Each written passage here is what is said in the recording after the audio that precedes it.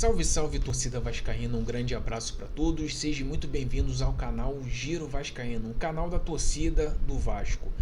Estamos aqui dentro desse vídeo para falar um pouquinho aí sobre o mercadão da bola, inclusive falar sobre a questão aí do interesse da saída do atacante Serginho para a Turquia. Besiktas de olho no lateral esquerdo Lucas Piton e como que anda a situação aí da renovação do Léo Jardim. E Verratti, parece que vai conseguir a valorização salarial?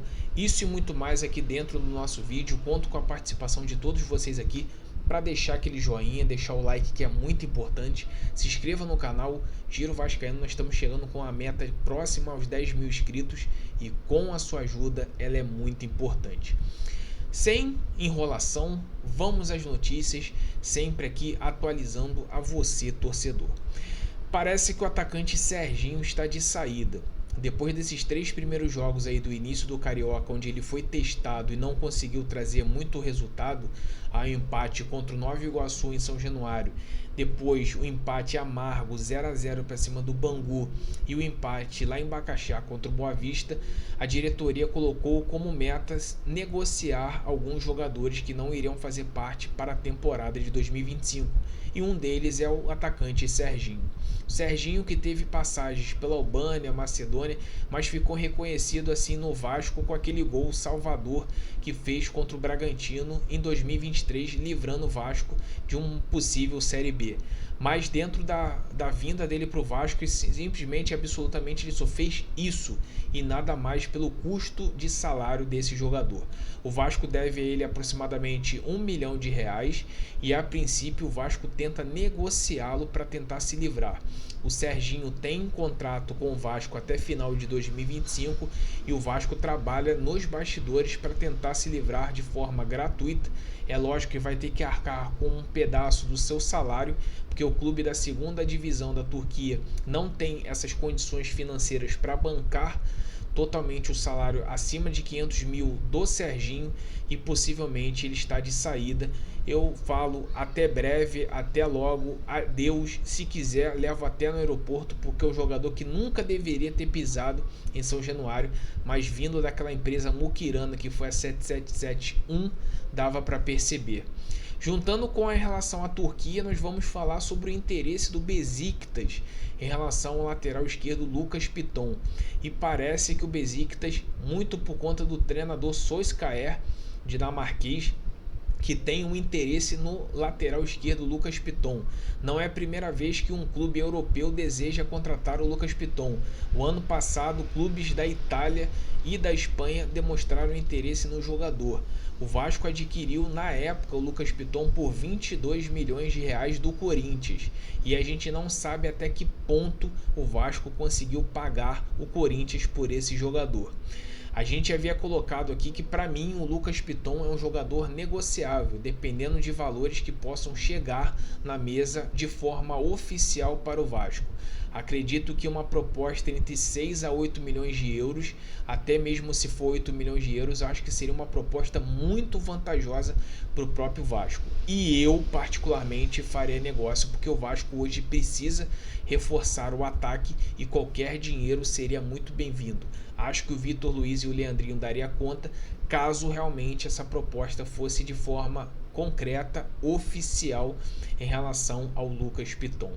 E aproveitando e falando sobre lideranças do elenco, nós vamos falar de dois, Verratti e Léo Jardim. Léo Jardim, parece que a renovação ficou travada, a princípio não se fala mais sobre isso. Tinha um acordo entre diretoria e o seu empresário com o jogador de uma extensão de contrato por mais 4 anos, inclusive indo até 2029.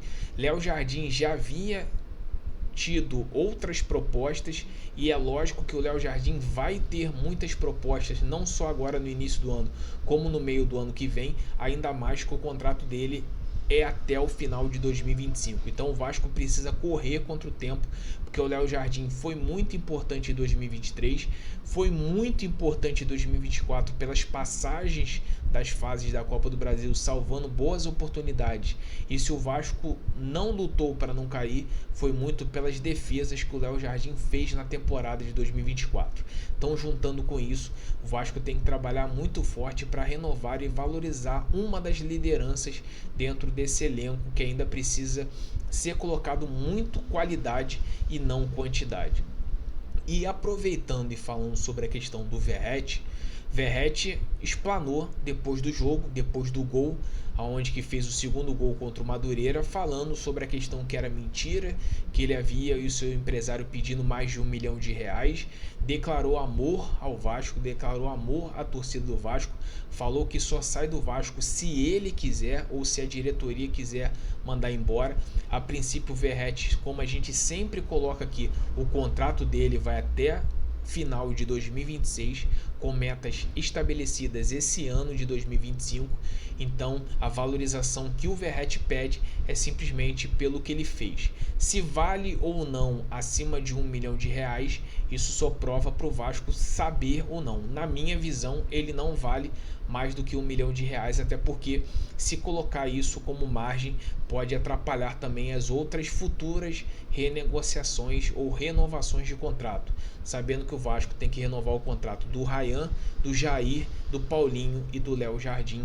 Então tem que se buscar ter um equilíbrio nessa folha salarial para não conseguir arrebentar com os cofres do Vasco, mesmo pouco dinheiro que tem.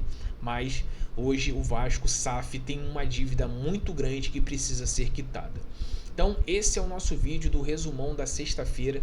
Conto com a participação de todos vocês aqui para deixar aquele joinha, deixar o like, que é muito importante.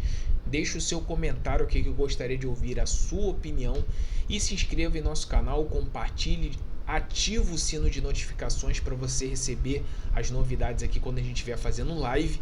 E se você quiser fazer parte do nosso grupo, coloca aqui no seu comentário: quero participar do grupo Giro Vascaíno no WhatsApp, que eu vou ter o maior prazer de colocar lá no nosso grupo. Um grande abraço para todos, uma ótima noite para todos vocês e uma ótima sexta-feira para todos.